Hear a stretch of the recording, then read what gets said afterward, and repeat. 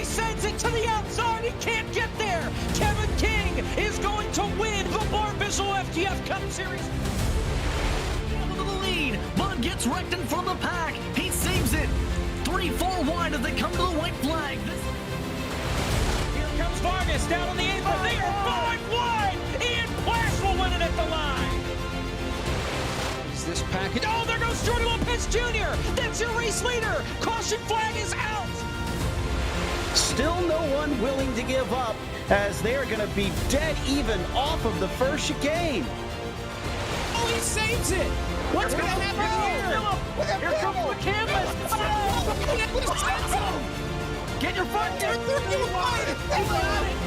He's got it. He's got it. Get there. No. Canvas is in.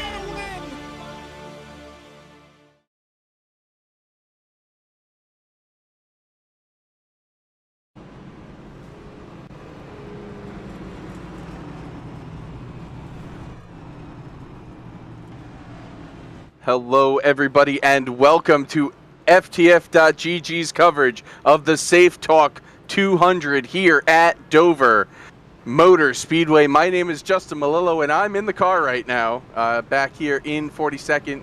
But we're gonna go through this, the starting lineup for tonight, really quick. Starting on the pole position, we've got Parker White alongside. It's Brandon Hawken in second. In the second row, Isaac Gann and Daniel Buttafuoco. Then we got Michael P. Frisch, Sebastian Marin, Dylan Basin, Hamilton Akabuzi, Ryan Doucette, and Kevin King rounding out the top 10. Starting in the next row, it's Daniel Falkenham, Santiago Tires, Derek Justice, Kwame Scott, Jack M. Mace, Jonathan Ashalim, Michael Cozy Jr., Brian Mercurio, Seth Knoll, and Gary Sexton in 20th. In the next row, which is row 11, we've got Matthew Zwack, David L. Brown in 22nd, then Kane Cook, AJ Green, Juan M. Jimenez, Aaron J. Riolo, Nick A. Miller, Josh Parker, David T. Cabrera, and Kevin McAdams rounding out the top 30. And then rounding out the field, Spencer Ray, Rocky Boyd III, Philip Cecil McCandless, our sponsor for tonight, Lawson Peel, Jonathan Oates, Wyatt Tinsley, Logan Helton, Jordan Worth, Ryan Araki, Michael Guest, Cosmin Ainishu, and Justin Malillo, and Chris Wetz. And we're going green here, coming to the green flag. I'm going to be trying to commentate this race while racing in 42nd.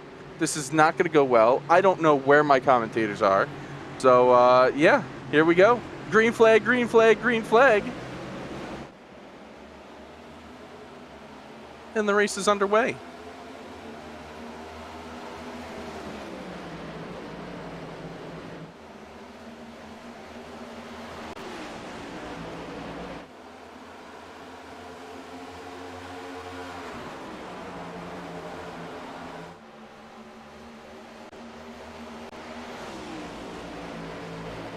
Definitely the nuttiest thing that I've ever done, commentating while driving, but we have completed one lap, which is pretty good so far. Looks like we're going to complete the second lap too. I don't want to jinx it or anything, but we have made it past turn 2, which was a contesting point last season, if you remember. If you followed our socials earlier today, you would have seen that wreck. One half of that equation, not here tonight. Malik Ray taking a LPP. But Wyatt's here. Wyatt started in the back, though. Parker White currently leads. He's got Brandon Hawken and Isaac Gann, who signed up about an hour ago, running in third. I can tell you the view from the back right now is pretty calm, I would say. I've kind of fallen off the pack. Me and Kevin have fallen off the pack. And Jordan and Guest, we're kind of just chilling right now back here. 39 through 42nd. Michael P. Frisch, of course, started from the pits, as usual. Up front, we got some guys that are running their fastest laps. Dylan Basin's gained 2 positions. He's up to 5th. I think one of those positions was Michael P., though, from not starting. And it looks like the field has pretty much gotten single file now. Got some savers, got some, nobody's really trying to race. Dover is one of those momentum tracks. You know, we kind of saw it on Thursday night that there's not a lot of racing that goes on. It's a lot of surviving. And we've got a really good group of drivers in here. Our strength of field is 5.7K. I'm definitely bringing that down, and I apologize. But otherwise, definitely a really stout field. The track is very hot. It's 128.9 degrees on this concrete 1 mile Dover, Delaware surface. And one of the cool things about Dover is the elevation changes that you have to deal with. They talk about it all the time. They talk about landing into the corners, into turn 1, into turn 3. And when you go into those corners, you're actually going down a couple stories if you were to measure it. And it's a very quick transition. It really upsets the car. And then you have that same transition coming out of the corner in turns 2 and 4 going the opposite way. And that's why you see a lot of the trouble happening in the corners there.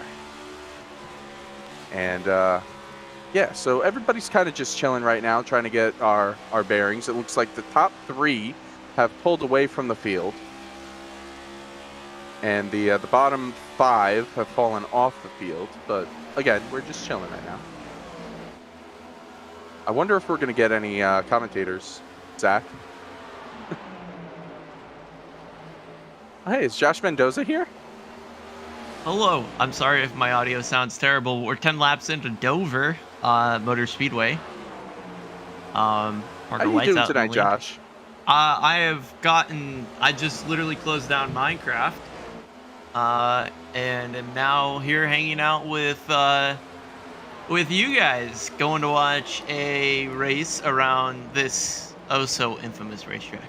It's the monster, Josh, and it definitely can bite. He definitely can be hungry. We saw it last season, lap 2, turn 2.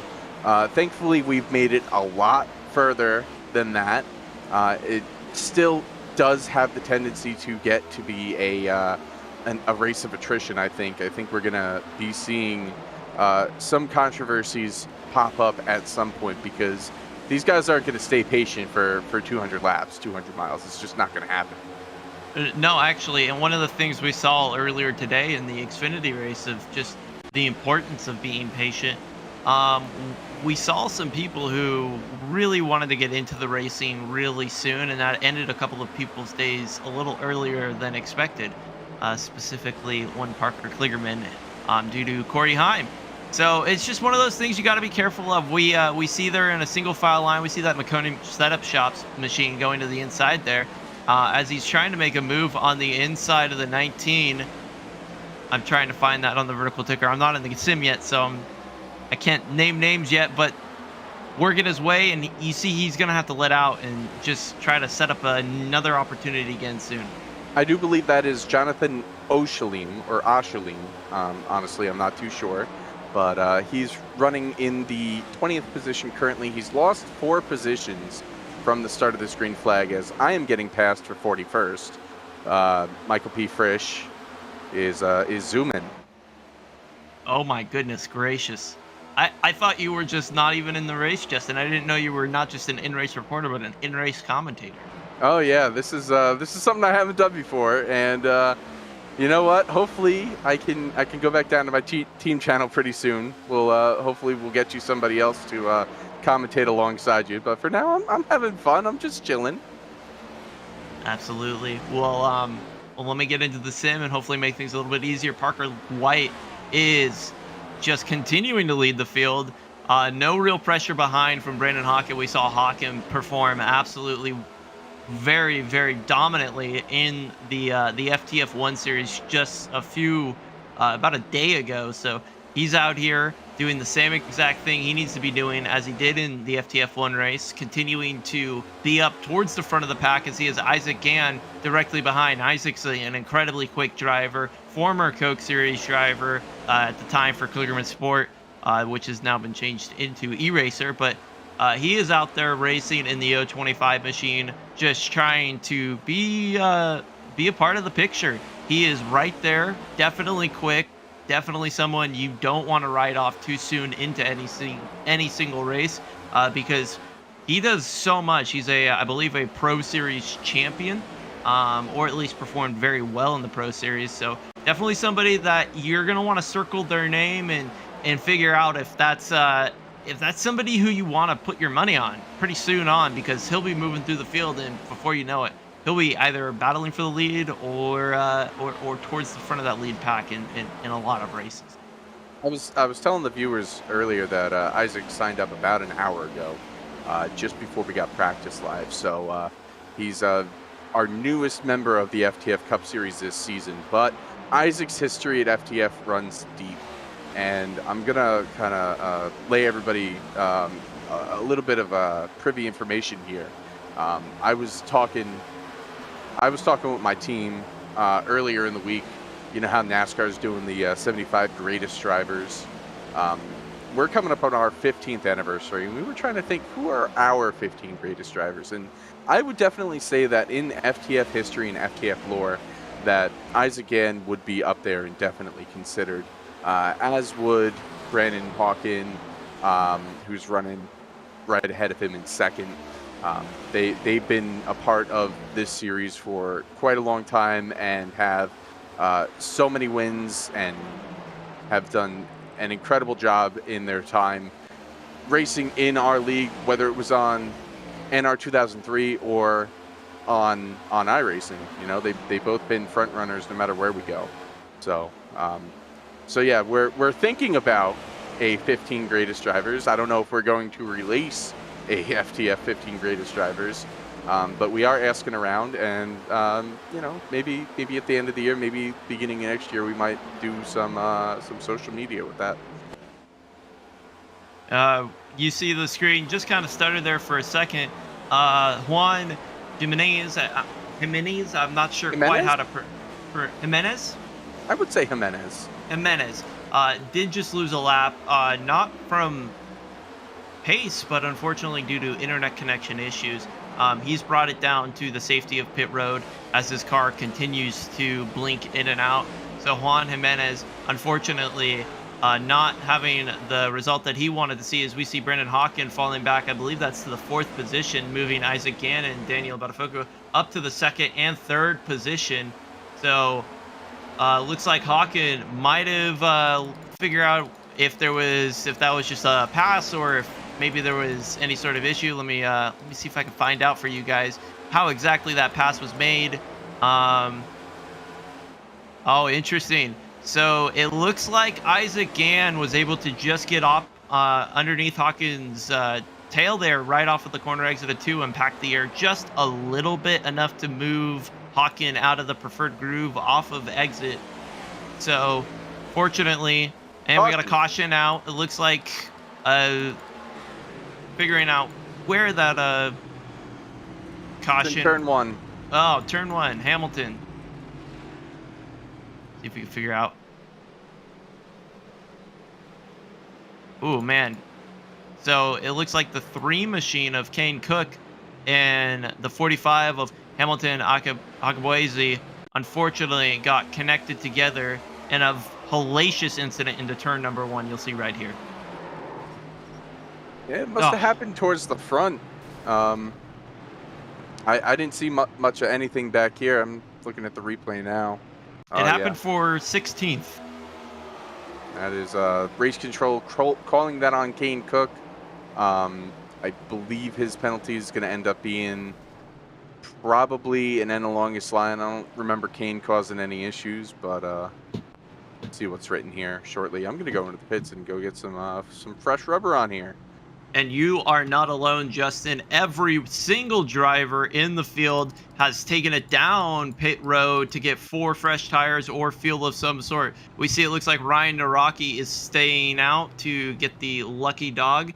And we're going to take a break here at Dover, and we'll be right back.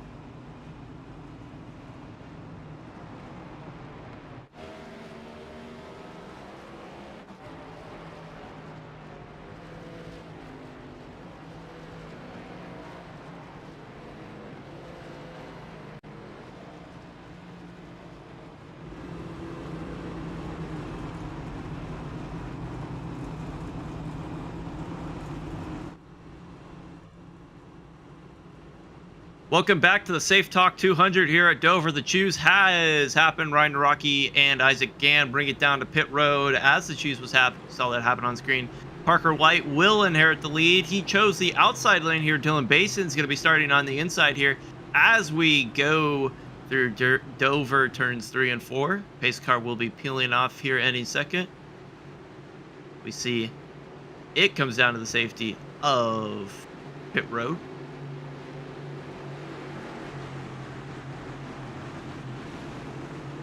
Green flag back out in the air. Parker White with an incredible launch off of the line, clearing out by at least a car length between Daniel Botafuco directly behind. They're going to be racing side by side through turns 1 and 2.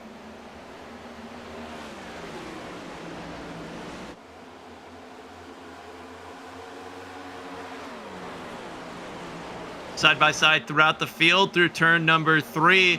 A lot of drivers have already gone down to that bottom line and are very much trying to establish themselves quickly.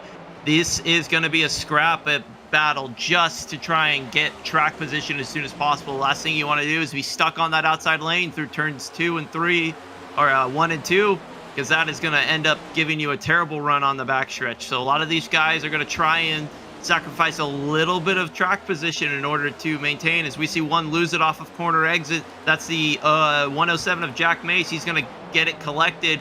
Fortunately, not any wreck, just a little bit of a loose incident.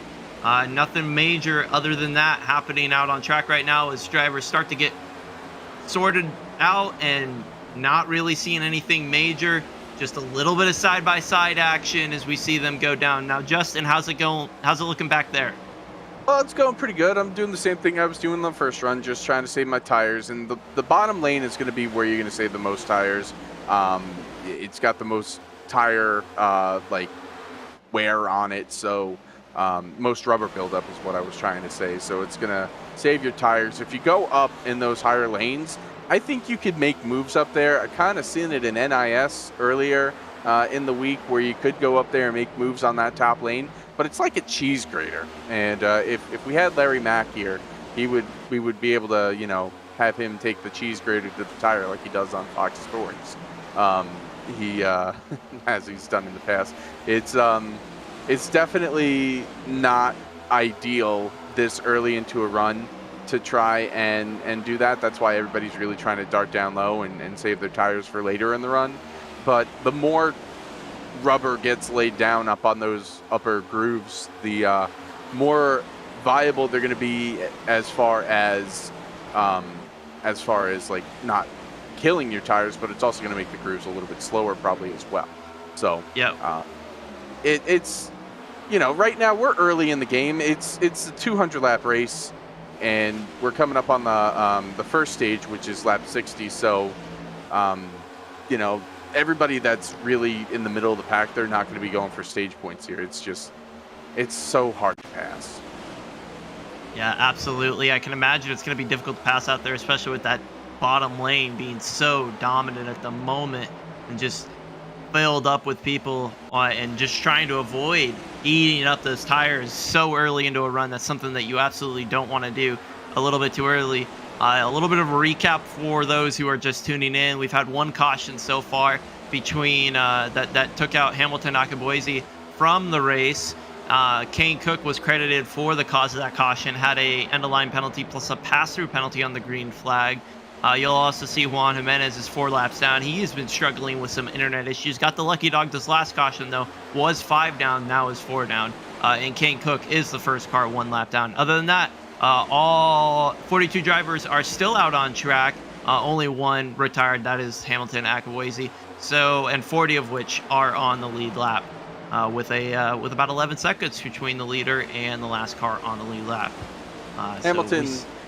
Hamilton was one of our drivers in FTF. Oh, we got a wreck going in at turn number 3. 2 cars involved. It looks like that's the 04 of Dylan Basin. Might have been the origin of the wreck, and he gets hit by Spencer Ray. Oh no, that is not what we wanted to see. That's an unfortunate incident. Dylan Basin was battling for the lead so early on, and now he is falling back. As we'll see what happens here. It looks like the 054 machine of of Daniel Falkingham just got a little loose off of corner exit of turn number 2. We'll see a replay here shortly. It looked like such a hard hit there by Basin into the wall from my angle back here in 37th. He hit that thing a ton, it looked like. Looking at the replay here, which is a little bit delayed on my end. What happened to Falkingham? I don't know what happened to him, but yeah, that was big for no reason. It was the lightest of taps off of the exit of turn number 2. This view kind of showed it right there. You saw him get off of the corner exit and then just collect. And unfortunately, this track is a self-cleaning track, as you saw right there. That came right down in front of Spencer Ray.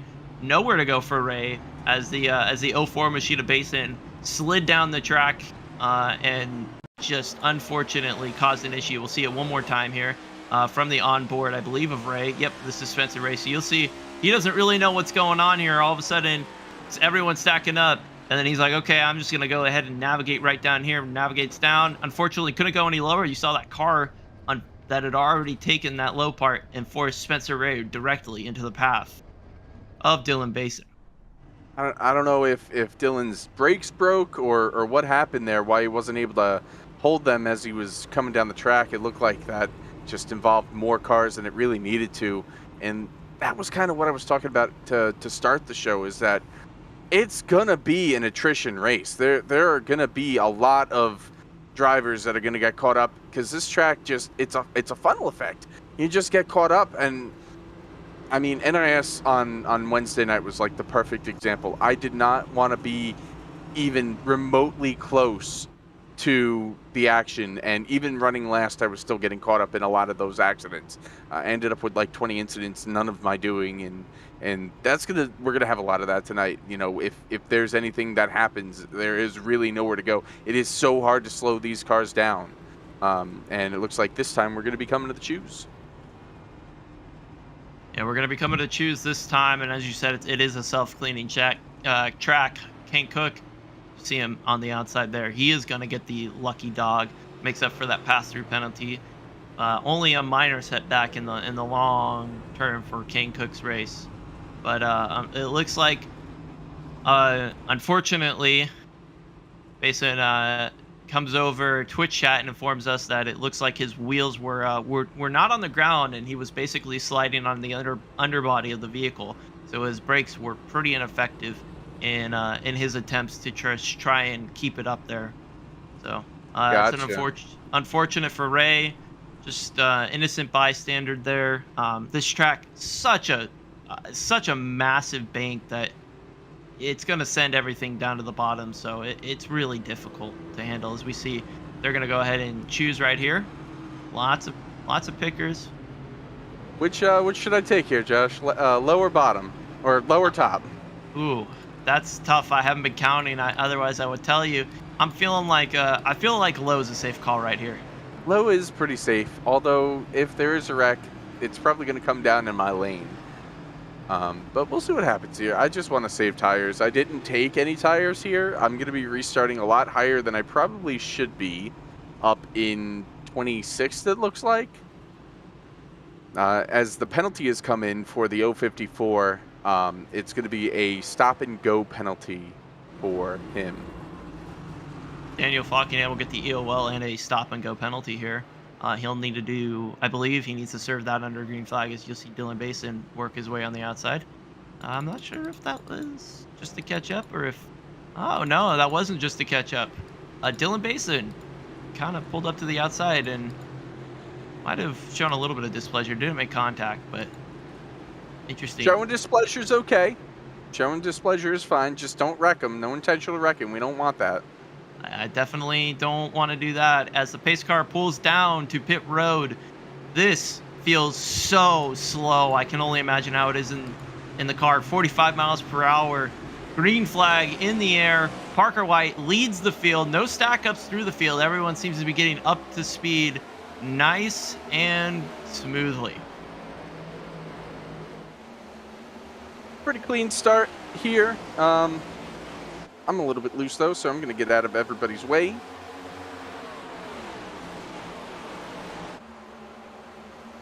There we go. Into turn 3. I got my teammate right beside me.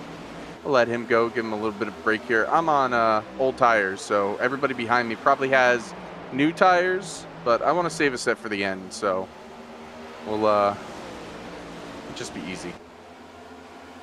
Buckingham takes it down to pit road to serve his stop and go penalty. He is currently on pit road. Oh! Well, we got one car He almost around. saved That looks it. like Seth Noel. He's going to keep it together. Seth Noel, sorry. He's going to keep it together. Is going to be stuck on bottom of 3 wide with Jonathan Oates in the middle, and it looked like that was Ryan Naraki on the outside, but no issue there. Everyone was able to figure it out. An incredible save by Seth Noel as he gets spun again. He's going to keep it together. Still not fully turned. We're going to stay green flag racing here as Seth gets it going, but there is no one out from behind. Buckingham's the closest car behind. He's exiting pit road. He just hit the outside wall. Parker White still in turn number 2. We're going to keep it green flag racing here. Never actually got fully 90 degrees sideways, which is the requirement for a yellow flag to fly here at FTF. So per the rules, single car spin, and well, not even a spin technically. So we're going to stay green here and get the race going. Unfortunate for Seth Noel with that incredible save. He doesn't quite get to keep the track position that he earned with an incredible save. Got sent once again on probably already hot tires.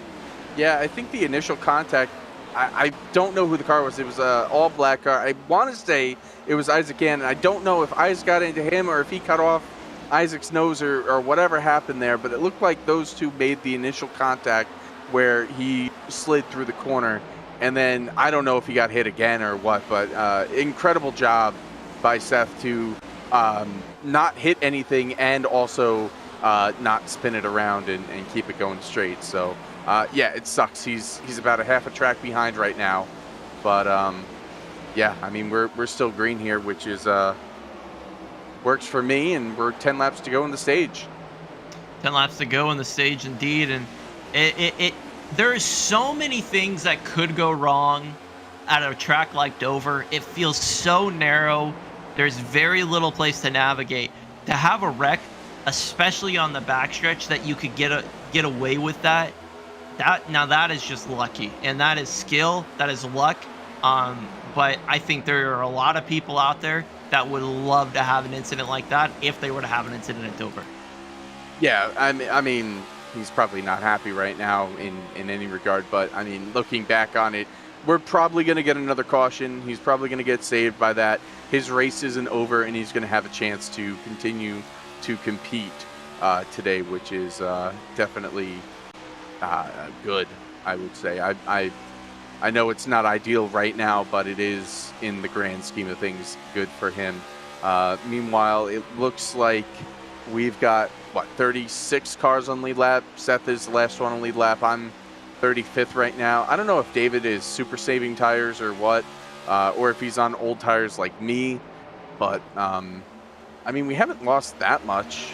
We're still not showing the leaders on our relative at this point. As they're 3 wide ahead of me. Why are they 3 wide ahead of me? I'm not sure, but that looks like Jonathan Oates and Kane Cook were involved in that 3 wide situation. Fortunately, it looks like Sebastian Marin was able to get the best situation out of that, as he got a twofer, passing 2 cars on the far outside. They managed to make that work, and off of turn number 2, 3 wide off of turn number 2, seems like a death wish. I don't know quite how they were able to accomplish that, but incredible by all the drivers involved to have that not end in a major incident. Seabass, our most recent winner in the series 2 weeks ago at Talladega in an incredible finish. As long as he can stay in the top 25 and we don't get more than 15 winners, he's going to be racing for a championship in his rookie season. So incredible job so far by the rookie from Nexus Esports. We'll see if he's probably got fresh tires, which is why he's trying to move up the field as quick as he possibly can. Now behind me, I've got the lapped car of Dylan Basin. He would be in the lucky dog position. Dylan, if you're listening, I'm not going to fight you once you get to my back bumper, but you can go on right ahead. But up front, it's still Parker White, Kevin King up to second. Yeah, and now real quick, Justin. I believe the stage here ends at lap 60. We won't be throwing a yellow, but points will be distributed at 60. Is that correct? That is correct. We are ending the stage. We are not ending the racing. We keep it clean. We keep it green. We are in the buffer zone, though, so if we do get a natural caution here between laps 56 and 60, that would effectively end the stage on that lap at the time of the caution. So hopefully we don't get that. Yeah, so that gives everyone the opportunity to kind of get an idea of just where the points will get distributed, and at least, we got a little bit of tight racing towards the back of the pack. As we saw, it looked like Ryan Naraki and Logan Helton make contact off of turn number 2. They're going to keep it straight. Just minor contact, close quarters racing, as we see Parker White continue to gap himself out, now about 3.5 tenths over Kevin King, who's in second. Kevin with a strong run. I feel like every time I come on here and commentate the Cup Series, it feels like Kevin King is always just up there performing, and I think he's won 2 or 3. So if I had to choose any picks to win, it would definitely have to be Kevin King. As we see Parker White, he's going to win stage number 1 here at Dover in the Safe Talk 200 here at Dover Motor Speedway. Kevin King is our defending champion, so yeah, he's pretty good at this. Back in the Coke Series this year. In fact, both Parker and Kevin coming into the Coke Series this year. It's Parker's first season. He's with Canon Esports. Kevin's with Junior Motorsports. So definitely really cool to see them coming down and racing at FTF. I really do enjoy the diversity that we get here at FTF. We get a lot of the Coca-Cola iRacing Series top drivers coming in here, and we got a lot of FTF regulars that have been with us since we started doing this in 2015, and we've got new people joining every day. Some drivers that are looking to make their way to the Coke Series. I kind of pride myself in the fact that we've had a couple of FTF champions go and make it to that top level of NASCAR esports competition. So it's definitely really cool to see. Now with stage 2 ahead of us, though, we got like 57 laps to go in this one. We got to make at least one more pit stop. I got to wonder, when is that pit stop going to come, because we can only make it about 50 laps on gas.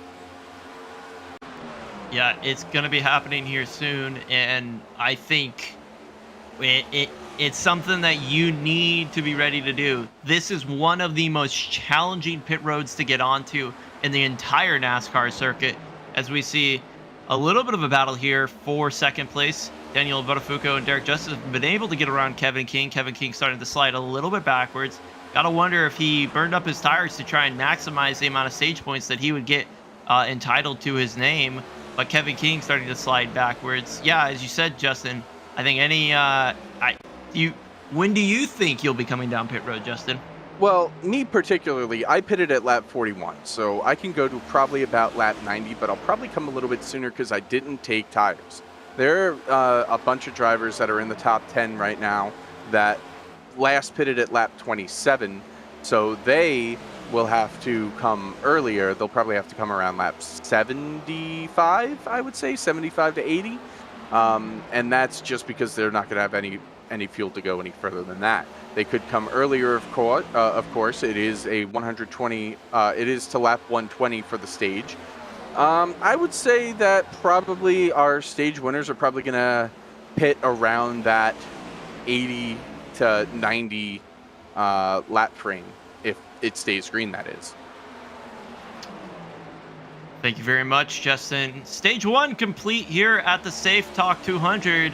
We're going to go ahead and throw it to break for a little bit. We'll catch up with you guys on the other side.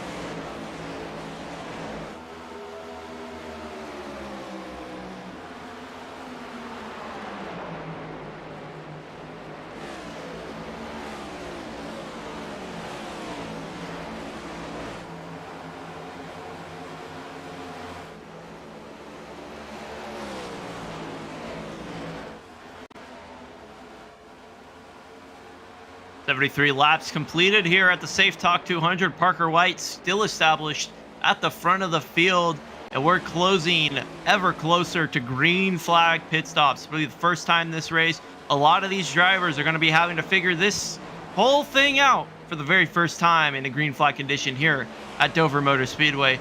Justin, what is the most difficult thing about getting on a pit road here at Dover? It's getting onto pit road. That's it. You got to be able to slow down while you're slowing down, so you got to slow down even more. It's already tough enough to make these corners with the way that these cars land in them. You got to be able to slow and not get run over from behind as well, and then you got to make a even harder angle turn to get past pit road while not hitting the barrels and get down to speed. And we saw it bite a couple of the Road to Pro drivers. I feel like we're going to have plenty of black flags tonight for sure if we get that far, and we're getting pretty close. It's lap 76. I gotta assume that we're going to be seeing some of the front runners like Parker White, like Daniel Buttafuoco, come in and get service.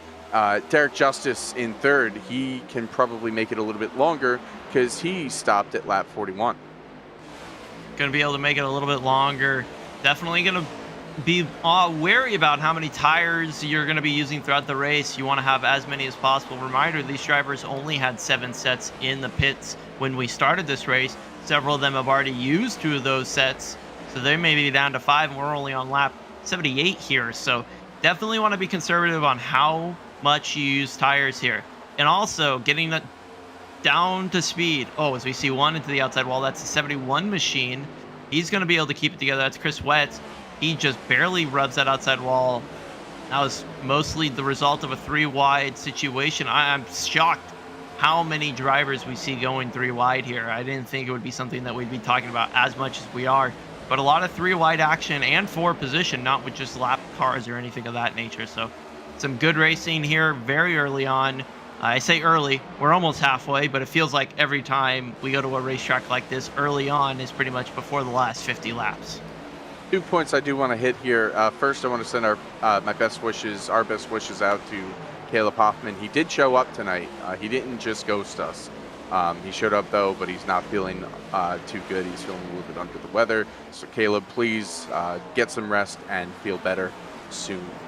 Second, I'm seeing while I'm on the track here, I've actually just made a pass for position, which is incredible because I mean I'm pretty sure I'm the slowest guy in the field out of everybody here, but a lot of the tires, they're falling off now. They've hit a clip. It's definitely to a point where we're going to be starting to see some pit stops soon.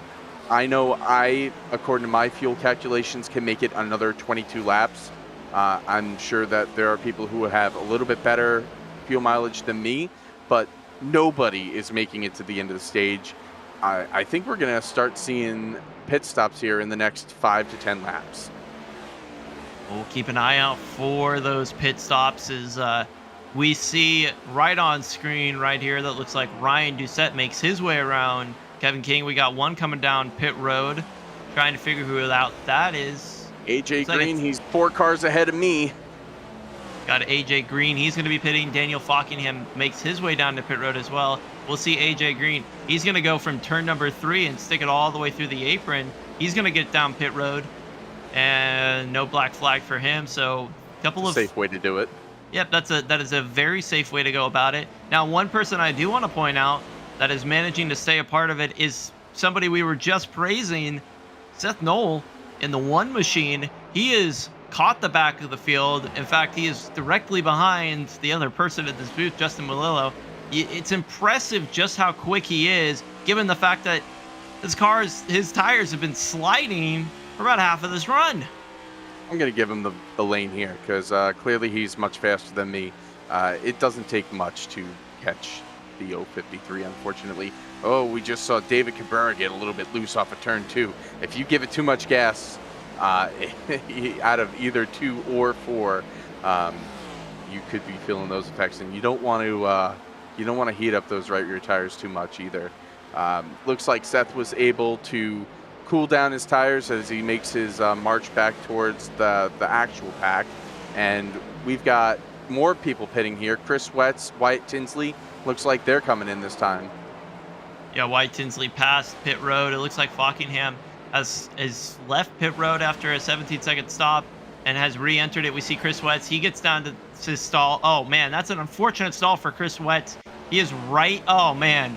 Oh, no. Oh, no. He cannot figure out that first stall. And we'll see Wyatt Tinsley coming to screen right here. He's going to get it down to speed, and he's able to get it there as Chris Wetz has about 5 or 6 times he has to go back and forth in order to get it into a stall. That's going to easily put him a lap down beyond where he wanted to be. Too much back and forth, probably wasted an additional 15 to 20 seconds just trying to figure out how to get into a stall. An unfortunate situation for Chris Wetz. Wetz, buddy, my pit crew isn't gonna service you there, but I got the pit stall right ahead of him, so my virtual crew members probably looking at him like, what are you doing there? But I just got a warning on my car here that my right front tire is wearing out, which is fine. I've still got about another 19 laps before I need to come in, and usually that warning is when you're at 50%. So I'm driving off the right front, probably a little bit harder than I should be, but I've also not taken tires this last time, so they're probably a little bit more worn than they need to be. They're the same age as the guys that are pitting this time by, if that's anything. And there are a couple people that are on that same strategy as I am. I wish I would have taken tires. I didn't think we were going to get a green flag run here and get some green flag pit stops, as Ryan Doucette is the leader. So something interesting occurred. I do believe a couple of people are getting flat tires. Jack Mace got a meatball flag. Rocky Boyd just got a meatball flag. I'm not sure what those are for. If I had to guess, it probably is because of tires. Yeah, Jack Mace, his black flag was cleared as soon as he got fresh tires. So Yep. This is definitely interesting. This is not a fuel. Looks like we got 16 is speeding. That looks like that's Rocky Boyd. Sorry, I miscredited. That was not a meatball flag. That was a speeding penalty.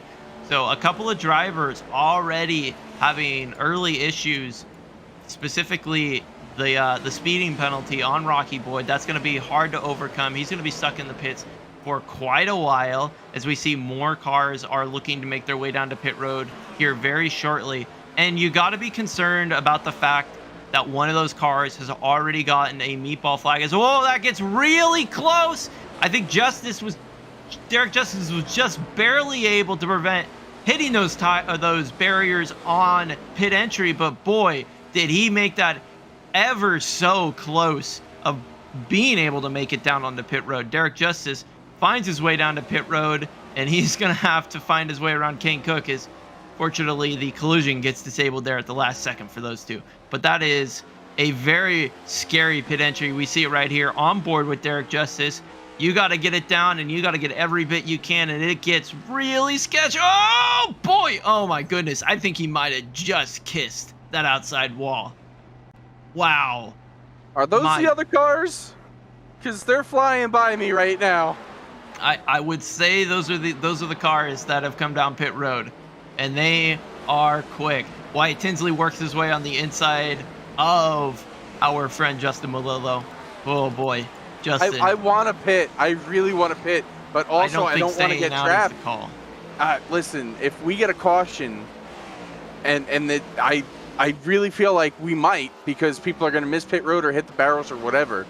I'm sticking to the strategy. Oh, Juan Jimenez almost gets collected by David Cabrera. He manages to keep it going straight. He is very slow as the cars all around him. That almost caught up our leader at the time, Parker White, before this green flag pit cycle. Fortunately, Juan Jimenez keeps it going straight, but that was a close call off of turn number 2. Oh, Juan Jimenez hits the outside wall. Looks like he might have a flat tire or some sort of condition with his car. He's going to want to bring it down to pit road as soon as possible.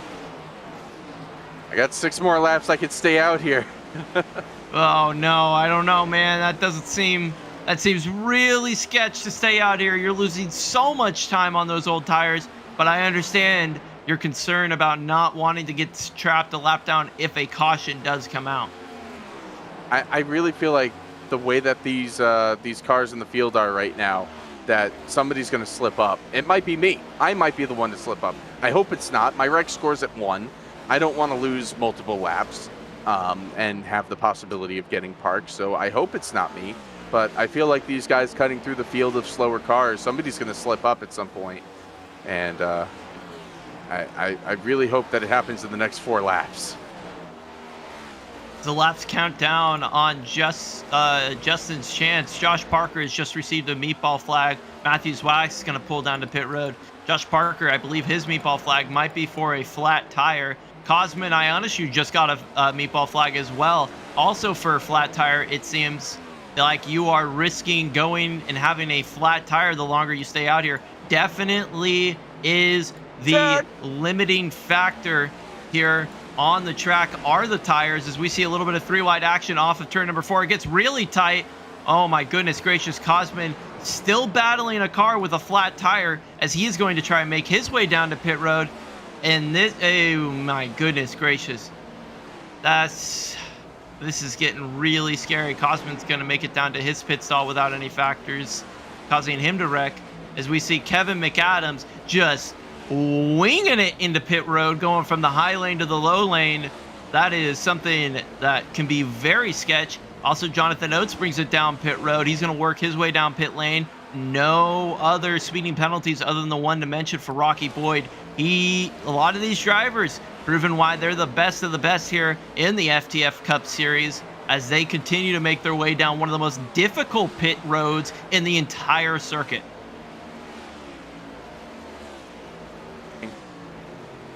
We see Ryan Naraki. He comes down pit road. I believe Justin Malillo just told everyone about 1 billion times that he's going to come down to pit road, and he makes it to pit road.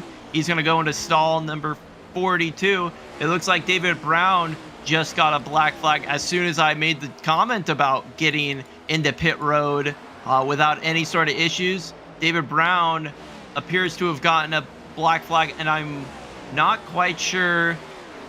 I think it was for speeding, so that's unfortunate for David Brown. He's going to have to serve that penalty, and it's going to be a long penalty under green flag conditions. I still feel pretty good about this strategy as I'm crawling down pit road. I feel like I was able to get the most out of my tires. I didn't get a meatball flag for running them too ragged, so and I was passing people at the end there too, so we'll see what happens here. It's not going to be good for the stage, but maybe for the rest of the race. I might be on a one-stop strategy, and these guys are all on 2.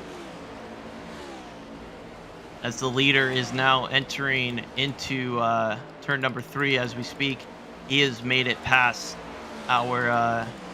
actually, did I get that right? Was that the leader? No, it was not. I apologize. Leader is now entering into turn number 3. I saw the 19 machine, very similar cars. Got me all slipped up here. Looks like Jordan Worth, he's gonna go down pit road as well. He manages to make it. David Brown serves his penalty. It was a 40-second hold, unfortunate for him. AJ Green and Juan Jimenez have retired from the race during that green flag pit cycle. Prior to Spencer Ray and Gary Sexton retired from the previous caution. So we got 5 retirees from the race already. Hamilton Akabuzi, Gary Sexton, Spencer Ray, Juan Jimenez, and AJ Green all have retired from this race and are no longer competing for the race win.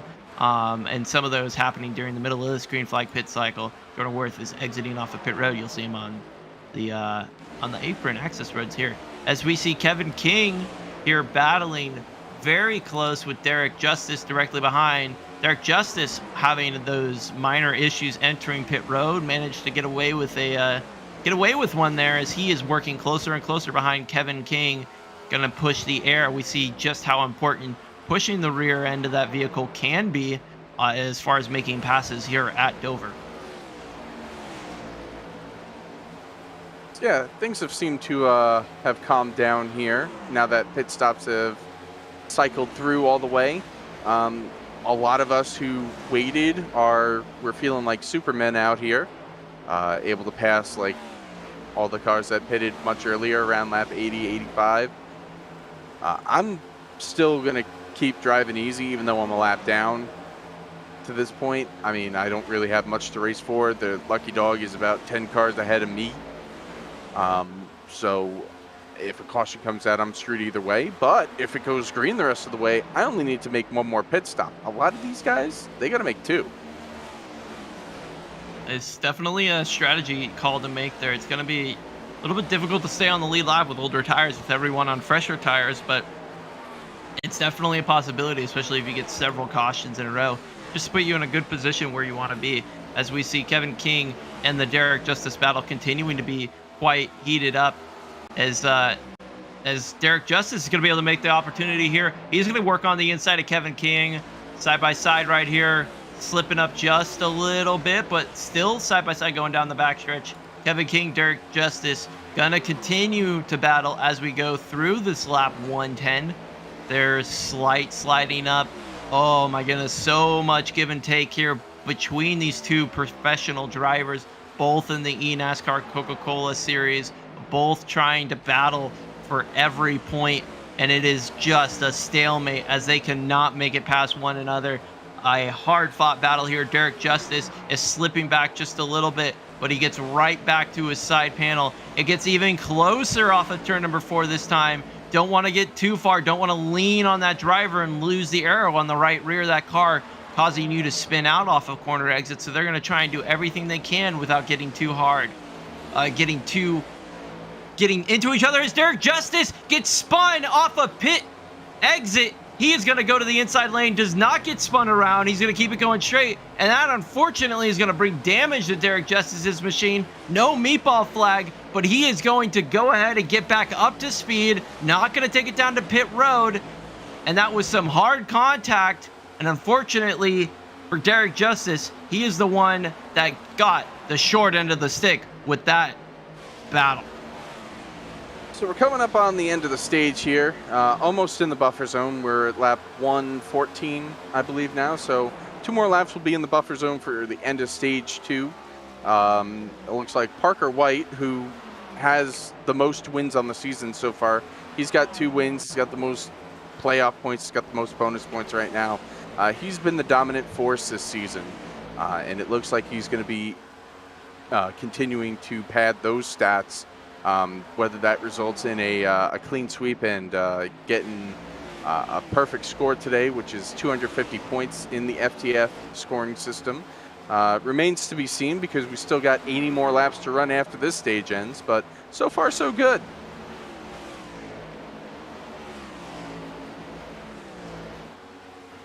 As we see on screen right now, Kevin McAdams just trying to stay out in front of Parker White. And there is an absolute gaggle of cars here. We got a Hawkin, Kane Cook, Derek Justice, Lawson Peel, Cosmin Ionishu, and Nick Miller. And it is a gaggle of cars here as they are trying to navigate their way through. Derek Justice most notably trying to navigate his way back up towards the front of the field. Should be in fourth. Oh boy, as they get very loose. Lawson Peel is the one in the SpaceX machine that manages to keep together that SpaceX Camaro, just barely staying stable, unlike Starship was on the most recent launch. So here's the interesting thing. I have the freshest tires of this group. My tires have not hit that cliff yet. These guys definitely have, because I've caught them so fast. I got to figure out how I'm going to get around these drivers. I'm going to have to go high. That's going to eat those tires up, Justin. It is, but bad decision here, because it looks like Logan got to the inside of Lawson. So I'll regroup here. I got to hold Parker behind me for position. There we go. We'll see what happens. A little bit of side-by-side action here. Justin Malillo on the inside of Lawson Peel in that SpaceX machine. That tire differential showing its ugly head. Logan Helton is going to try and stay ahead of Justin Malillo here, probably thinking he has a faster machine, but Justin going to very easily demonstrate the speed of his machine. And it looks like Logan Helton is going to just probably not fight this one too difficult. He knows that Justin is definitely a quicker car. Unfortunate for Justin, having to use up a little extra tire than he wanted to. It's fine. We're driving good. Now, these other guys, I don't know what's going to happen here. They're really running close. Oh! I thought somebody moved. It was close. There was almost a big move right there. It looked like Kane Cook might have gotten caught up with somebody, but was able to keep it going straight. As there is, oh man, good luck here, Justin. This is a position I don't envy you in right now.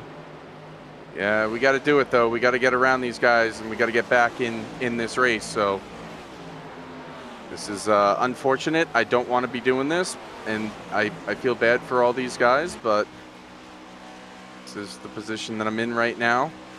A little crossover move here by Justin's going to be able to make it happen on the inside. He's going to get it inside Kane Cook, now having to battle with the machine, the wounded machine of Derek Justice. Got a little left rear damage. You see right there on screen from that contact with Kevin King. Justice never really got over the radio and said anything or his opinion on the incident, so I wonder if he's frustrated with himself over that incident. Oh, very close. I got a 0x from that. We were running each other pretty close there, but we're good, and we're past them, and I can breathe a little bit. Plenty of clear track ahead of the 053 machine of Justin Malillo as he makes his way forward. We see on screen plenty of battles. That is Isaac Gann working on the inside of Wyatt Tinsley, and we are very, very quickly approaching. Actually, we already hit it. Yeah, we missed it. Sorry. Oh my goodness gracious! It's my bad. I was in an intense battle there, but Parker White won the stage. Good on him. Got to be thinking now, for those guys who can't make it to the end, they got to be thinking about pitting right here, right? Like, split it up 40-40. I think that's the call. So we're going to see green flag pit stops here, I'm sure, very shortly. A lot of these guys are probably very, very upset with how their cars are driving right now, specifically those that went very, very hard in the beginning of this run here. Unfortunately, it looks like Kwame Scott has dropped from the server. I don't know if he was in the field or not, but he has fallen. And if he was in the field, that is a spot for me.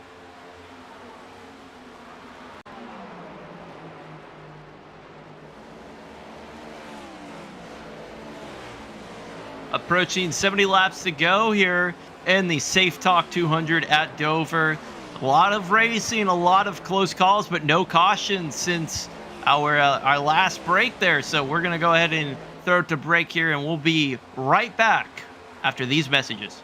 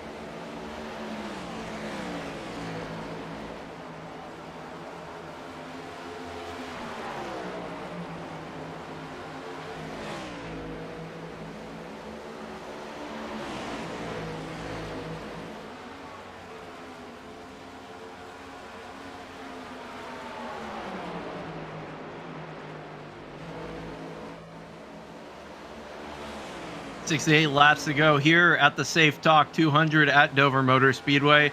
Continuing status quo, no green flag pit stops while we were at break, but we are ever closer to approaching those green flag pit cycles. Such a treacherous territory. Already have bitten 2 of our drivers. David Brown and Roger has gotten bitten by the speeding penalty. That guy with the little old radar gun at the end of pit road waiting for you to come on down and speed. He's already nabbed 2 drivers for it. So there was a Roger, the guy with the pit road gun. Yeah, that's what we're naming him now. All right. I misspoke. I said Roger, but it was Rocky Boyd who got the other speeding penalty. So Roger with the with the radar gun at the end of pit road is looking forward. He made up some iRacing lore today. Yes, we did. As we see someone taking the car down pit road, that is Josh Parker. He's coming down pit road. We did have a pass for second. Ryan Doucette got around Daniel Botafuco under the brake as we see Josh Parker on pit road trying to get some more service to that vehicle. We have another taker down pit road. Daniel Falkingham, he's going to come down pit road. He is a few laps down. So not really going to be short pitting on anyone here for Falkingham. Unfortunately, he needed several cautions in order to make up for that stop and go penalty. So my math calculations may have been incorrect. Uh-oh. Yeah. I thought we could only do about 50 laps. It looks like it's more closer to 60. Maybe 55 around there. The ruh-roh. I think I made it, 54 or something like that? So I think 55 is attainable, which means that if those guys who pitted earlier can make it to, I want to say 145, I think the pit window opens then.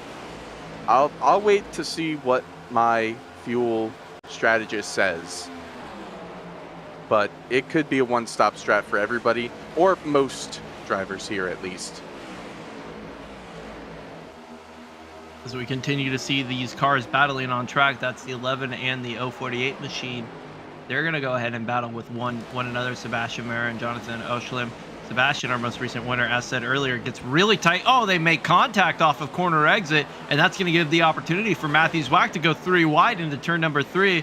Jonathan is going to sail it into that corner, and they're almost looking 4 wide. Logan Helton wants to throw his name into the hat. He doesn't make it in there happen, and then Matthews Wack is going to fall back out. Boy, I can speak. I'm just having a heck of a time thinking right now. Was that the scary pack that I got through earlier? The scary pack I think has been disbanded, and now this is a new scary pack. Oh, an even scarier one that goes 4 wide. The last thing I want to see is a caution right now, because that will screw me either way. So we'll hope that it stays green, I guess. Working lap 141, and Justin Malillo forgetting the fact that there is a commentator's curse in effect. Pretty much anytime we speak is talking about yellow flags and saying how he doesn't need one. So as we see them working throughout the field, no yellows yet, but we'll see if Justin Malillo is capable of dishing out a commentator's curse to himself, of all people. Can you be a commentator and curse a driver that is yourself? Like, is that a thing that can happen? I'm not sure. I don't think it's been done before. I don't want to find out. I think, yeah, Wetz is pitting this time, so I don't know if these guys are going to make it from here. Honestly, that is really close, and my pit light is not on, so I don't think they can make it. And it looks like, as right now we see, it looks like a battle for the lead right now. Ryan Doucette is all on the back of the 011 of Parker White. They are racing hard here as the car in front of them, that's Dylan Basin, gets caught up in the wall. He's just going to move his car out of the way. Does not want to get himself involved in a lead battle. Ryan Doucette gets a little bit on the throttle off of corner exit, gets a little bit loose, doesn't want to be too hard on that throttle, but he manages to keep it underneath himself, continuing to try and get every little inch between him and Parker White eliminated so he can make a move on Parker White. Goes into turn number 3, the 054 making his way on the outside with much fresher tires, showing you that speed differential.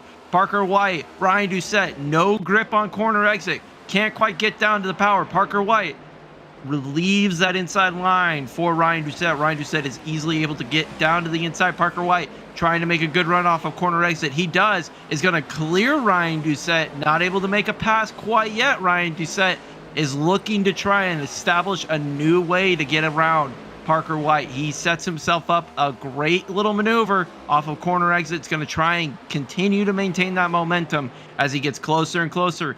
It is just a matter of time before Ryan Doucette is going to be able to make himself get his way around Parker White. Boy, I can speak. So yeah, the pit light's on and everybody's pitting. So anybody the lead battle is coming down pit road right now.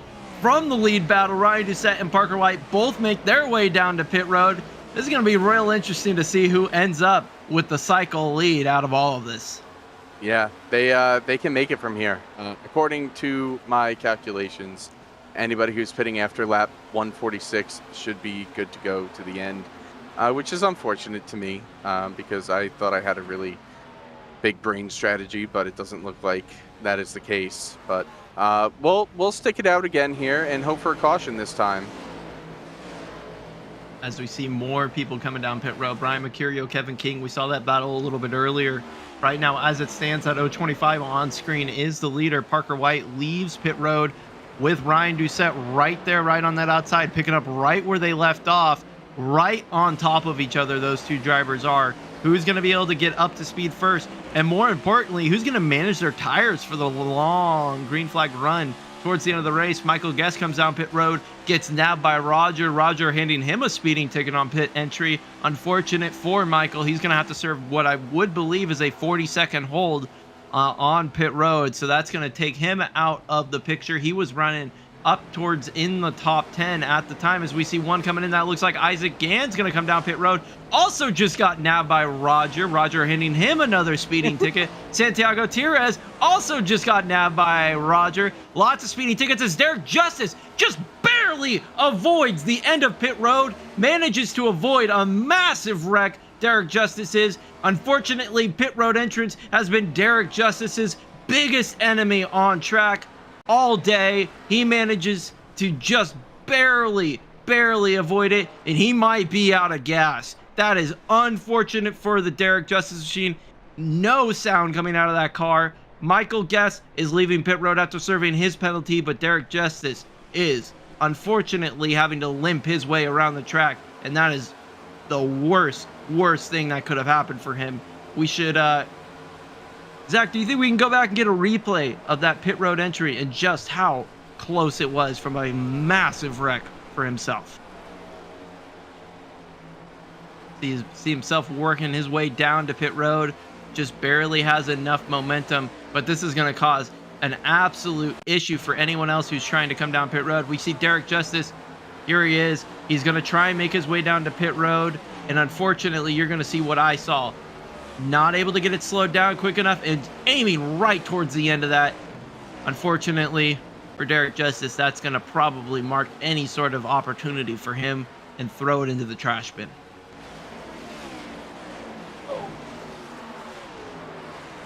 While all that was happening, no one else got nabbed by Roger at the end of pit road. Roger is handing out speeding tickets like crazy. He's on top of it.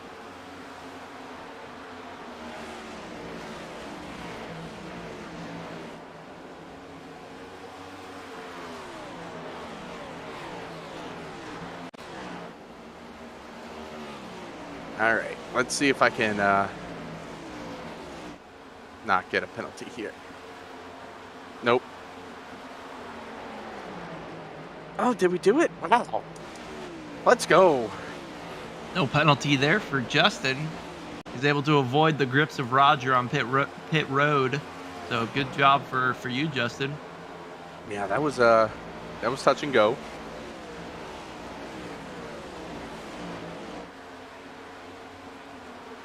Oh my goodness. That Micro Center car back there just looked absolutely out of shape. That is, I believe that's Parker White on the inside of Seth Knoll. And they make contact as the slow machine of Ryan Naraki forces that battle down as they are trying to avoid that slow 37 of Ryan Naraki. Ryan Naraki, he looks like he tried to get down to pit road, was unable to do so. Now is extremely slow on the front stretch. Hopefully he has enough fuel to get back around. He should have enough fuel. He put it on the same lap as I did. I still had another 4 more laps to go, unless he was just going absolutely crazy with his fuel. So we see Naraki. He's going to be able to make it down to pit road this time, not stuck on the outside of 2 leaders, so that's good for him. But is he going to be able to get down to his pit road speed in time? He does. Roger just barely smiled on that pit road entry. He knew he almost had him there. What do you think, Joshua? We've gone through 2 green flag cycles here, and everybody's good to go pretty much to the end. Maybe a couple guys that might be short on fuel. It's going to be close for, I think, guys like Wyatt Tinsley, Chris Wetz in particular. But everybody else should be good to go to the end. Do you think we're going to make it to the end? It'll be shocking if we can make it to the end. There are so many cars still out on track. We got 37 cars on track as we speak. Mark that 36. Isaac Gann, although he got his speeding penalty cleared for serving that, he has maintained his position in the 3rd pit stall. Looks like he is going to withdraw his entry from the race. Unfortunately, that speeding penalty is just going to set him too far back, and he is going to opt to no longer compete in the race. Yeah, but it's crazy because I think I'm up to 29th now, and that's not by any strategy. That's just from people falling out. I'm actually up to 28th now, and that's from people getting penalties or just falling out of this race. So, yeah, crazy to see the attrition, even though we haven't had the cautions that normally coincide with said attrition. Right now, as it stands on screen, you see Parker White and Ryan Doucette. They are still trading blows back and forth with each other, unable to figure out who's going to be the race winner or the race leader. They are all over each other. That whole pit cycle, they were dealing with slow cars and fast cars all around them, just trying to make themselves stay in touch with one another. As we see Parker White, he's going to work on his inside of Ryan Doucette.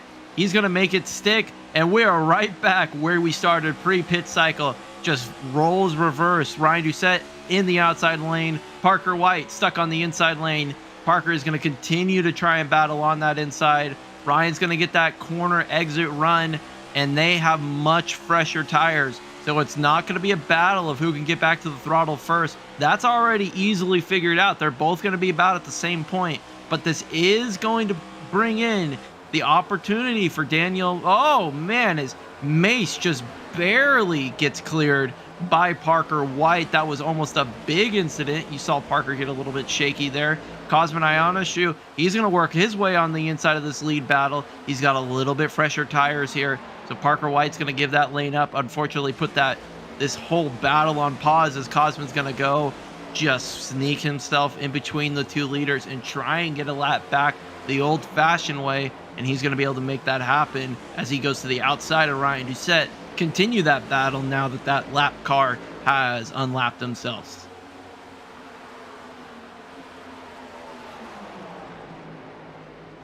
It's close. This is a high-speed chess game here.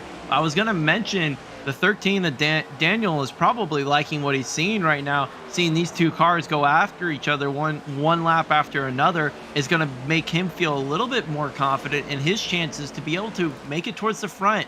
And if we have a caution and people choose to stay out here soon, these guys might be on slightly more used tires with all this battling back and forth. I don't know if he's feeling too confident. I don't know if he's feeling too confident. He just got passed by the 053. Oh no. Trying to use all the good in this tire that it's got, but the 13 car Buttafuoco last pitted at 146. I last pitted at 154. That's just an 8-lap difference in tires that did that. So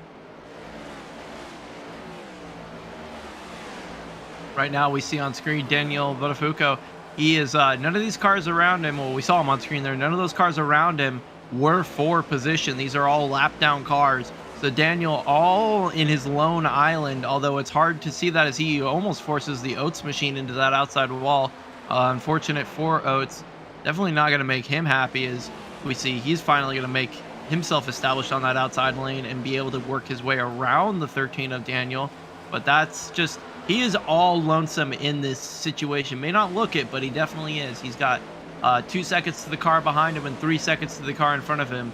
So third place, thoroughly established right now for Daniel. Not really up for contention right now. As we were alluding to earlier, though, that the 011 and the 077 are both battling hard for the lead, and I gotta wonder if that's gonna end up hurting their tires in the long run, especially if this is a green flag run to the end. Oh, that was ballsy by me, but looks like I'm gonna make it work. Trying to get as many spots as I can. Jack Mace pitted before me as well. That was a battle for 25th. I got my teammate Ryan Araki coming up behind me on, I believe, 2-lap fresher tires. So I just want to get everything I can as we come up on the leaders. If we get a caution and we're trapped 2 laps down, our race is over. So that's why we are fighting as hard as we can, and we're going to come up here and try to get one of our 2 laps back the old-fashioned way. Lots of different motives for racing through the field right now. As we see Ryan Naraki, he's going to make his way onto the outside of Justin Malillo. You'll see Parker White's going to slip back. That's going to slow down Naraki, force him back behind Justin, but Justin and Parker White are 2nd place and our 25th place. Now just ever closer to getting their lap back, as we see Logan Helton is trying to get his lap back the old-fashioned way as well. He's 1 lap down. Justin's 2 at the moment. Ryan Doucette is currently the leader, and he's going to slide up just a little bit. Logan Helton's going to try and work his way down to the inside to get his lap back. We'll see if Justin and Logan are able to get their way around him. As we see Naraki is also closing very quickly behind Malillo. That is for position between Justin Malillo and Ryan Naraki, but that is not either one of their motives. They don't care about position. They just care about getting ahead of this 077 machine as soon as possible and trying to do it before any caution flag flies. I do believe Justin has just passed the scoring loop, so if a caution came out now, he would be scored ahead. Same with Ryan Naraki. They both crossed the start-finish line ahead of the 077. And once again, let's resume that battle for the lead. Parker White just right there waiting for any sort of mistake out of that 077 machine. So that moves the Lucky Dog position to the number 1 car of Seth Knoll. And then that is 19th on back. Everybody from 19th to 26th is 1 lap down. And then 27th on back is 2 or more laps down. And that's just kind of how this race has evolved over the course of this very long and exhausting green flag run. We've got 26 to go, coming to 25 to go here. Actually, I think we're on 25 to go. No, we're coming to 25 to go right now. The leaders are coming to it. So yeah, and the differing tire strategies. Cliffs for the tires are starting to appear. So you'll see some guys who pitted earlier start to really fall off, and the guys that pitted later have a little bit extra speed. So yeah, it's all interesting. Big high-speed chess match, as you alluded to earlier. And I am exhausted. Exhausted, absolutely, and understandably slow. So this appears to be understandably slow. Yes, yes, I am. That was a slip of the tongue, but it works in this situation. On screen, we have the Lucky Dog battle, which is rapidly approaching our leaders directly ahead of them. So this is going to be a close battle as we see them going back and forth, trying to figure out ways around one another. But again, there's no benefit in racing for position to be the first car 1 lap down. Although that news did not get to Jonathan Oshalim. He's going to work on his way into the inside of Seth Noel to be the first car 1 lap down.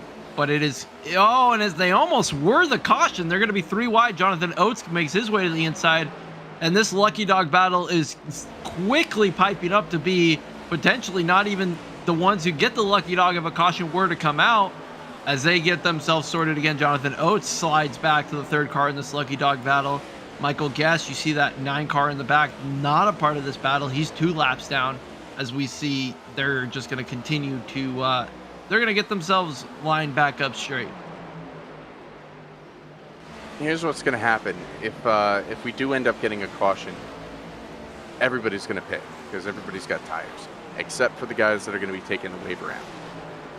And then if that happens, then us who all take the wave around are probably going to be like, let's get a caution right away, please. And yeah, it's going to be interesting, but we have to get the first caution first. And I don't know, they're battling really hard, but I don't know if they're battling hard enough for something like that to happen. But you never know. It's FTF. Anything can happen here in the FTF series, and we've seen so many different things happen before. As we're going to go ahead and take lap 183 here, completing lap 182. Only 18 green flag laps are currently scheduled on the board, but that could change with any sort of yellow flag at any moment, especially one towards the end of the race that could easily throw us under a green-white checker condition. We've been green since lap 45. So that is that's going to be a long run there. That's 137 laps green flag, 2 green flag pit cycles occurring under this run. And no more pit cycles are needed to make it to the end of the race. As we see Michael Guest, he's going to make his way around Parker White. Parker is starting to fade off from Ryan Doucette, not able to stay as close as he once was to that Doucette machine, as they are going to, as we see a good battle here on screen between 2 drivers just trying to get themselves around. They end up getting it sorted. Justin Malolo, as you see right here, he's going to continue to try and focus on just getting some good turns through here. Don't want to burn off those tires too quick. We'll see Michael Guest in the background. He's going to pass Ryan Doucette to get back to 1 lap down. He's got to be happy to be back in that situation. And that puts no cars between the Doucette machine and the white machine. And we'll see Jonathan Oshlam. Now he is scored as the lucky dog, still being scored as the lucky dog since he made that path on Seth Noel. As we see Jonathan Oates is going to make his way around Seth Noel. He's going to just barely be able to make it happen. And Jordan Worth is going to join that battle. He is, it looks like 3 laps down. So just trying to get back to 2 laps down. The 97 Davey Davis machine is going to try and do that. So lots of different motives happening all in the same area of track, turns 1 and 2. So many different things in play at the moment. But this long green flag run has become nothing but a strategy chess match. Isaac Gann, oh, nope. He's still sitting in his pit box, blew up an engine, so he'll get a meatball flag. But I believe he's our DNF, all-time DNF leader in FTF history.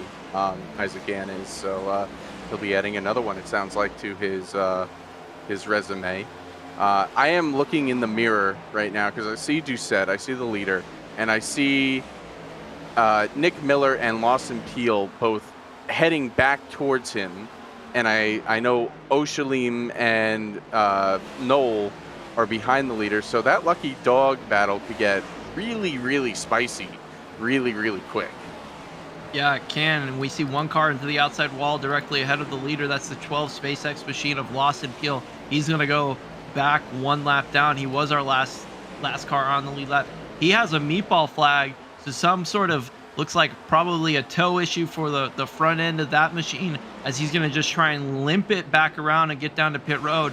Plenty of room between him and the next car. He's going to be able to bring it down low here and bring it to the safety of the apron, and hopefully all the way to the safety of pit row. But a meatball flag will likely end Lawson Peel's chance of being able to get at least 1 or 2 laps down. If I had to guess, that's probably a broken toe link. That's going to be about a 5 to 6 minute required repair for Lawson Peel. Yeah, that's unfortunate, but that's also a spot for me. There you go. I'll be taking that. Looking for 10 laps to go here. Ryan Doucette expanding his lead 0.7 of a second as we see Jordan Worth. He's going to go and get his machine back to 2 laps down. Sure, that makes him feel a little bit better, but there is just pure happiness right now, I'm sure, in that Doucette machine as he's continuing to see that 011 machine continue to fall farther and farther into the rearview mirror. And just, well, actually, it appears that Lawson Peel just had his meatball flag cleared, so it could have just been a flat tire from contact with the wall. That's probably not what Justin wanted to hear, but I'd still gain the spot. Oh, well, there you go. The Ryan Doucette's interesting. If he wins again, he'll have 2 wins on the season. But oh my goodness, RNC. All right, that was interesting. That was an interesting call there. I don't know if he was letting me by or what, but here we are, racing. What was I saying? Oh yeah, Ryan Doucette won Daytona, was our first quote-unquote locked-in driver. But he fell out of the top 25 and needs to work his way back into the top 25. And if he wins tonight, even with 2 wins on the season, that may not be enough to lock him in at this point because he still may be outside the top 25. Well, a win will certainly help towards that goal of getting back into the top 25, if that's a goal of his right now. Maybe he's here just to win races.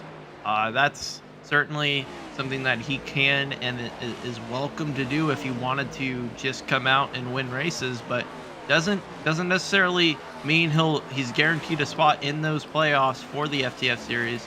Lots of trophy chasers out here, people who are not necessarily going to be at every single race. I know that they just enjoy the competition of the FTF Cup series. Oh, we got one to the outside wall. That's a 16 machine of Rocky Boyd. He's going to keep it going forward, and that looks like that was just a little bit of slight contact between him and the 71 of Chris Wetz. Fortunately, not going to cause too much damage, just going to be more of a notation for a lot of people who were in the stands over in that corner more than anything, but nothing major. He's going to continue to go forward, and I'm sure that made for a couple of good photos for those people out there. What are they at? 3 to go now, or 4 to go now? Rapidly approaching 3 laps to go, or actually at 3 laps to go, approaching 2 to go. Ryan Doucette, about 0.8 of a second, so no battle for the lead. Really going to be heating up. Daniel Botafuco fell back to 4th, and Brian Mercurio looking really quick. He's going up to 1.5 seconds, but just not enough time to be able to make that happen.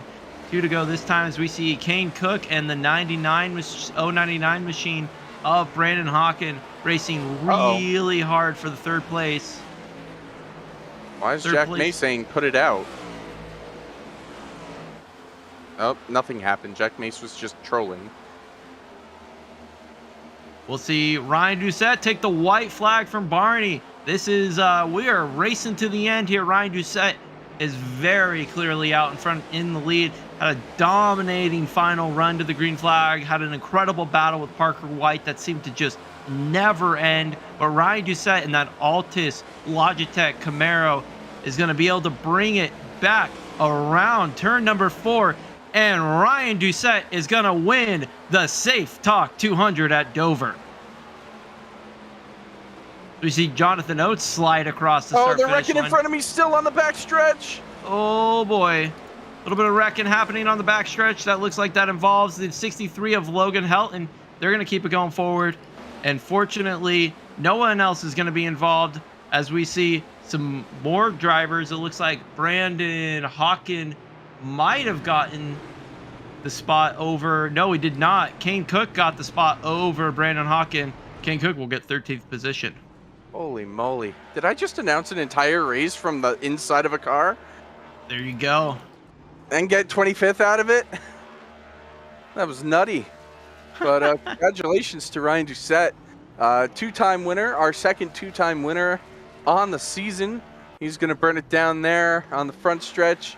Parker White ends up 2nd after winning both stages. Brian Mercurio up after, I believe he got a speeding penalty at one point, finishes in 3rd. So incredible job there. And how about that? We went, what, 155 laps green to the end. That was crazy, Josh. 155 laps to the end, all under green flag, 2 green flag pit cycles, and that is just incredible, especially at a track like Dover where a corner exit is such a tight area that so many incidents can happen. But fortunately, Ryan Doucette, he's definitely trophy hunting. Just burned it out until his engine blew up. So congratulations to Ryan Doucette. I cannot believe we won 155 laps green, Justin. Yeah, that is crazy. Just really quick before we go to break, I do want to just touch on our sponsor for this week, which is Safe Talk. What is Safe Talk? Safe Talk is a living works suicide alertness program that teaches community members to recognize persons with thoughts of suicide and to connect them to suicide intervention resources. How does Safe Talk help prevent suicide? Safe Talk prepares community members of all kinds to be suicide alert helpers in only a few hours. Safe Talk participants are aware that opportunities to help a person with thoughts of suicide are sometimes missed, dismissed, and avoided. They want persons with thoughts to invite their help. They know that the talk steps, which is tell, ask, listen, and keep safe, and can activate a suicide alert. As a part of the keep safe step, they connect persons with thoughts to persons trained in suicide intervention who complete the helping process or link the person with more specialized help. So if you are, having those type of thoughts, why should you come to Safe Talk? In only a few hours, you will learn how to provide practical help to persons with thoughts of suicide. And this is for helpers as well. I expect to leave Safe Talk more willing and able to perform an important helping role for persons with thoughts of suicide. Thank you to our sponsor, Philip Cecil McCandless, who works with Safe Talk. So that I wanted to make sure that we hit that tonight. But let's set a quick break here, and we'll be back with your top 3 finishers.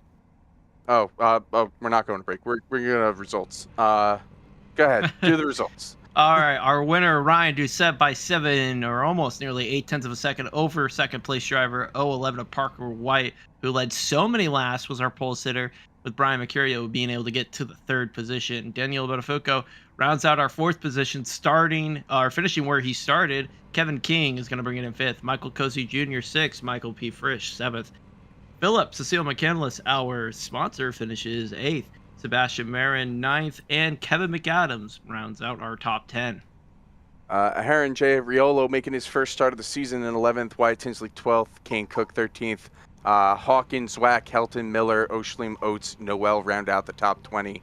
Then we got Wetz, Cosman, Guest, Cabrera, myself in 25th. Naraki, 26th. Then Tires, Justice, Basin, and Mace will be the top 30.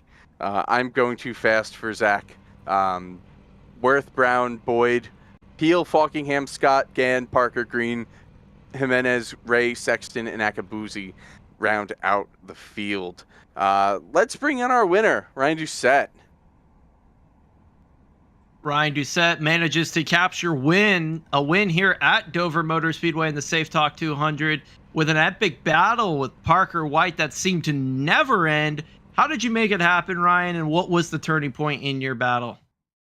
Well, I mean, that entire last run was just pretty much nonstop, balls to the walls, pushing as hard as I could. The lap cars are really the deciding factor. I know I ended up using Seth Knoll as a pick and was able to get ahead of Parker, and that pretty much sealed the deal. I know he was keeping a lot of pressure on me. He let me know he was there a few times, but managed to hold him off. And once we got about 30 laps into the run, the dirty air kicked in and kind of smooth sailing from there. Well, there you go. This is your 2nd win on the season. You had Daytona earlier this year, Dover again this year.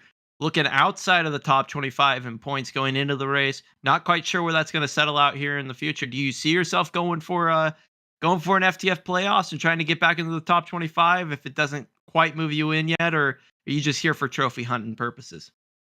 I mean, I hope to be top 25. We'll see. I think it's going to end up just being trophy hunting because I've got a lot of busy Saturday nights in the midsummer weeks.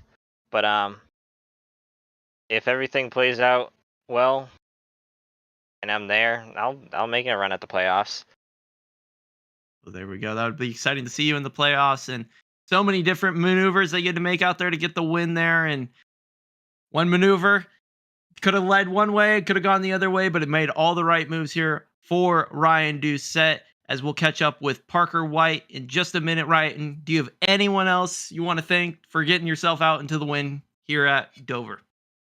Yeah, I'd like to thank all my Altus teammates, Tucker, Seth, and Chris, for cheering me on during that race. They were some big moral support. All the lap cars for doing a good job and making it fairly easy to come on by. Everyone for keeping the race clean. The FTF broadcasters and admins for putting on a great show. And I think that about wraps it up. There we go. Ryan Doucette rounds out the race with himself in victory lane. We'll catch up with Parker White. I'm down here sitting with Parker White, second place finisher, 2-time stage winner tonight at Dover. Parker, tell us about your race. How'd that ending go? And did you enjoy the green flag racing?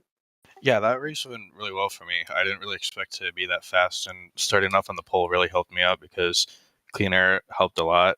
And starting on that fresh track, I knew that tires were going to matter a lot. And I didn't really expect the car to wear the right front that much because it felt pretty loose in practice. But the right front ended up wearing way more than the right rear, so I figured that out the first run.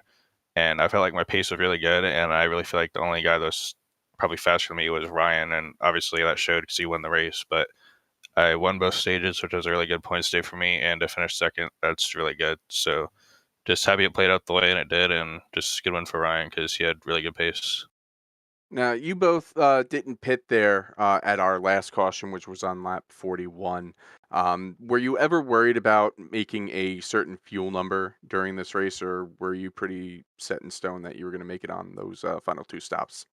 Yeah, right after that pit stop, we ran a few laps, and my fuel calculator said I only needed to refill about 10 gallons. So there really wasn't much fuel saving I had to do. It was just don't use the gas too much, and that'd be fine. But right off the start of the race, I think if you would have started saving immediately for fuel, I think you would have been able to make it to lap 60. But I really think that's the only strategy that would have played into this race. Gotcha. And I do want to apologize for being one of those lap cars racing you. That was quite the interesting race there that we were having at Dover tonight for sure. You're dominating the points in this being your first full-time season at FTF. Just what's it been like? Just coming to these races and what's your outlook on the rest of the season so far? Yeah, I've really enjoyed it so far. Just have an oval league that most of the Coke drivers will race in, and just having this level of competition because you got guys from road to pro and just everyone that's just so highly talented. It's just so fun to race these guys every week. So that was one thing I was looking forward to coming into the season, and it's been a ton of fun so far, and I expect the same for the rest of the season. Definitely, and I agree with you there. Parker White, congratulations again on your second place finish, and I'll throw it back to Josh, who's got Brian Mercurio, our third place finisher. Yeah, Brian Mercurio with a late race rally. Managed to get a P3 here. Brian, what'd you have to do to make that happen? Not speed on pit road early in the race. That was probably the worst thing I could have done there. Realizing that apparently I had like pretty damn good long run pace. I started like 28th or something on that long run there. So if I was even like 10th, I think I might have had a chance. But I mean, hey, to come back all the way from there to come back up to third, pretty nifty. I imagine that must have been a great, satisfying feeling, able to get all the way back up to third. Were you hoping for a green-white checkered there at the end? You look like you had so much pace that you were able to get to 1.5 seconds behind the leader. Yeah, it would have been cool. I think it would have been nice if we had one maybe with like 50 to go, something like that, or restart with like 45, 50 to go.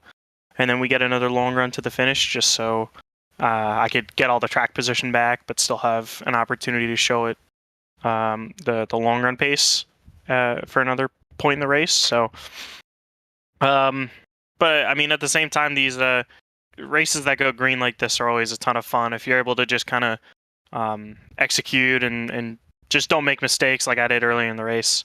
It's super easy, especially at Dover. If you speed on pit entry or whatever in the pits, you could really throw your race away. So kind of as long as you execute, you could just pick off a bunch of spots just from other people making mistakes. So just to kind of run a long race like that and kind of tie everything together, even though I didn't win, so it's coming back from where I was still feels pretty good. I can imagine, especially with such an early penalty, being able to recover over the long run like that, having a green flag run that was so long was just exactly what you wanted to see, just to get you back to where you wanted to be. How does this make you feel going forward in the future for the FTF Cup Series? Man, if we keep getting races like this, like tonight it was just an enjoyable race, man. You know, sometimes you might be out there and in some races on some setups, and you're just, you know, it's lap 20 of the run, and you're praying to every god that there may or may not be that you're just, I need a caution. I need it. I am not having fun. I am not enjoying myself. But that right there, if my fuel tank had gone 120 laps, I would have stayed out 120 laps and just kept on driving. So very enjoyable tonight. Shout out to Mr. McAdams and anybody else. Probably one of the better fixed setups I've ever driven on. That was really enjoyable. Obviously, we have the shorter fuel tank that we use here in FTF, which helps kind of bring in strategy a little bit more. You got to pit, especially Dover here. You know, you can go almost triple digit laps if we're running a 20-gallon tank. So it was enjoyable. That's all I can say. I know some people are really, shaking their fists after some of these FTF races, but I had a jolly old time tonight. Well, there you hear it from. Oh, go ahead, Justin. Brian, are you going to race tomorrow? 100% chance of rain. No. I was thinking about it, but yeah, that No. forecast does not look good. So yeah, I agree with you and there. unfortunately, Dover is it's like just outside of like feasible day trip range for me. It's about 3.5 hours to get down there. So if it was like 2, that's sort of like feasible. I don't mind doing like Pocono. I don't mind doing a day trip, but that might be only about a hour and a half for me.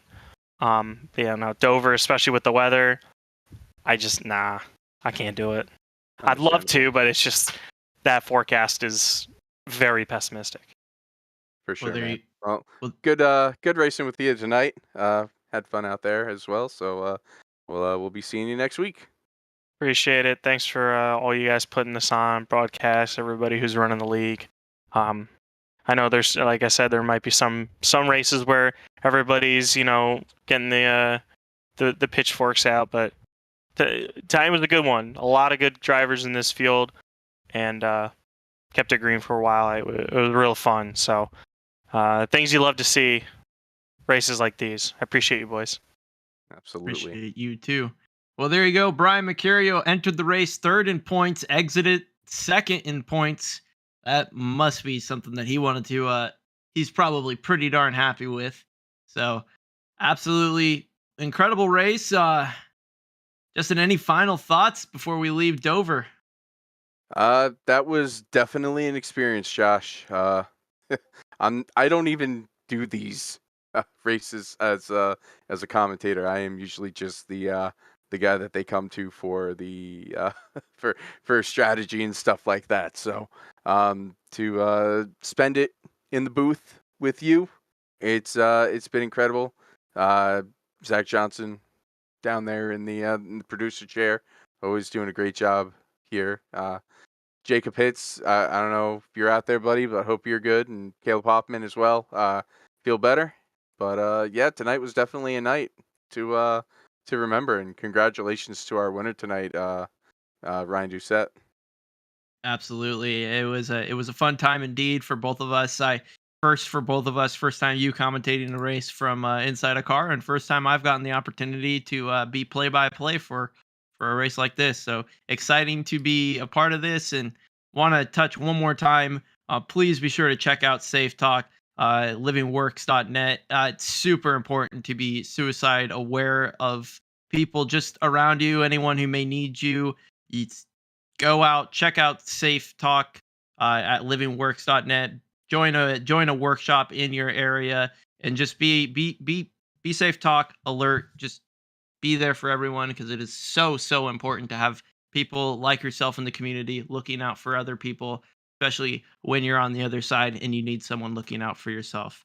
Speaking from personal experience, there is so many times where just having somebody who's looking out for you is important, and it is incredibly important to be there for other people and for you to be there, and have other people for you. So check out Safe Talk at livingworks.net. And thank you once again for tuning in to the Safe Talk 200 here at Dover. We really appreciate everyone coming out here to watch the race, participate in the race. For Zach Johnson, the production booth, Justin Malillo in, I would say the commentary booth, but in the 053 machine in the commentary booth, and myself, Joshua Mendoza. We want to say good night and best wishes to all of you out there who tuned in tonight.